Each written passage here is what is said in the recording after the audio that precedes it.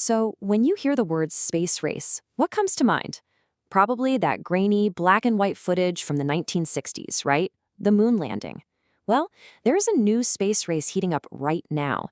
And this time, the prize isn't the moon, it's the future of AI itself. And no, this isn't some sequel to the Cold War.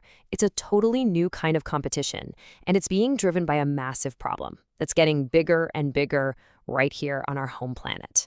Think about it.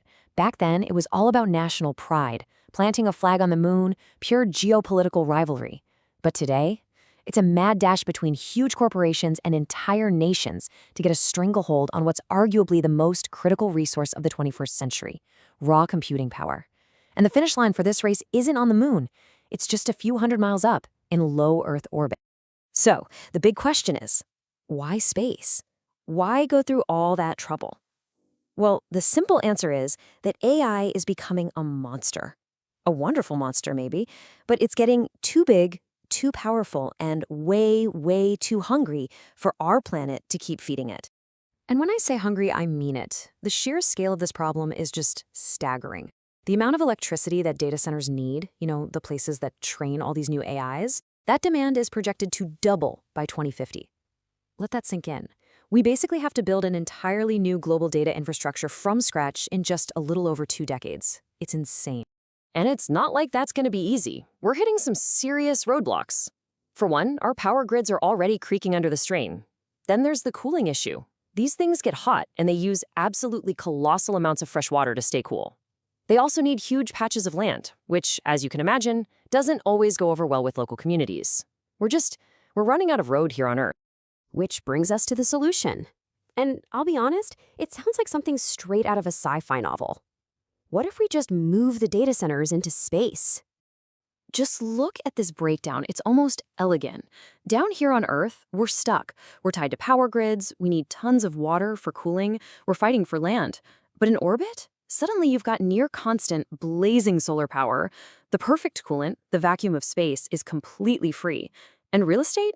You've got, well, all of space. It neatly sidesteps almost all of our biggest problems in one go. And here's the real kicker, the killer app for orbital computing, if you will. A solar panel up there in the right orbit is just constantly bathed in sunlight. No clouds, no night. That makes it up to 8 times more efficient than that exact same panel sitting on the ground. That's not an incremental improvement. That is a total game changer, especially when you're talking about the massive, nonstop power that these advanced AIs are going to need. And look, this isn't just some theoretical physics exercise. One of the companies we're about to meet, StarCloud, is making a pretty wild claim that their designs will use 10 times less power than the same setup on Earth. Now, if that's even close to true, wow, that's the kind of leap that could really unlock the next level of AI. Okay, so who exactly is in this race? It's a fascinating mix, really. You've got scrappy startups, the usual tech giants, and even global superpowers throwing their hats in the ring. Let's run through the main contenders. First up, you've got StarCloud. Now, these guys are backed by NVIDIA, so you know they mean business. And they already hit a huge milestone back in November of 2025. They actually put a data center-grade H100 GPU into orbit, and it worked. They successfully trained an AI model in space. They were the first to really prove, hey, this crazy idea is actually possible. Then, of course, you've got Google. Their moonshot is called Project Suncatcher, and it's classic Google. Their plan is to build whole constellations of satellites running on their own custom-built AI chips, their TPUs. And that's a big deal because while GPUs are great all-arounders, TPUs are hyper-specialized. They do one thing, run AI models, and they do it with incredible efficiency. Word is they're targeting early 2027 for their first prototype launch. And you can't talk about space without talking about SpaceX, right? They're coming at this from a totally different angle. They've already got this enormous constellation of over 6,000 Starlink satellites up there. So their play is to just start upgrading future satellites with AI hardware, basically turning their existing network into one gigantic distributed supercomputer. It's a clever way to leverage what they've already built. But here's where it gets really interesting. While all these US companies are innovating and testing, China is already deploying. I mean, they're doing it. In May 2025, they launched what they're calling the three-body computing constellation. And this is the world's first purpose-built computing network in orbit. This isn't some side project for a tech company. For them, it's a national strategic priority, and that gives them a serious first mover advantage.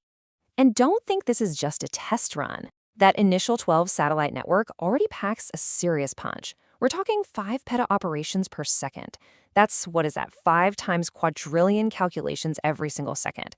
That's a huge statement of intent and puts them in the lead right out of the gate. Okay, so this all sounds amazing, but let's pump the brakes a little. This stuff is hard. In fact, sending a supercomputer into the most hostile environment known and then trying to keep it running, it's honestly one of the gnarliest engineering challenges you could possibly imagine. It's like an orbital obstacle course from hell. You've got constant cosmic radiation that just loves to fry delicate electronics. You have to deal with insane temperature swings without any air or water to help. The cost of just getting this stuff up there is still sky high. And then you have to worry about space junk, the risk of collisions, and, this is a big one, you can't just send the IT guy up with a screwdriver if something goes wrong. And this quote from Google really puts that economic challenge into perspective. They've basically said this whole thing doesn't really become economically viable until launch costs drop below $200 per kilogram. And right now, well, we're not there yet, not even close. So, with all these insane challenges, why is everyone racing so hard to do this? Because the prize here isn't just a faster computer. The winner gets to write the rules for the next era of technology. And let's be real, a big part of the motivation is money. A lot of money. The market for this orbital computing is projected to hit somewhere between $20 and $40 billion by 2030. When you've got a prize that big on the table, it's going to fuel some pretty intense competition, and that just makes everything happen faster. But ultimately, this is about something much bigger than just dollars or efficiency. It's a genuine paradigm shift. We're talking about moving the enormous resource-guzzling footprint of artificial intelligence completely off our planet. And if we can do that, well, think about what it unlocks. You could build planetary-scale AI models for things like climate prediction, or optimizing global logistics, or making huge scientific discoveries. The kind of stuff that's just too big for our current Earth-based systems to even dream of tackling. Which leaves us with a pretty wild question to chew on. Is the future of AI not actually on Earth, but above it? For all of human history, intelligence has been a purely planetary phenomenon. What happens when that's not true anymore? We might be watching in real time the very first steps of our digital consciousness expanding out into the cosmos.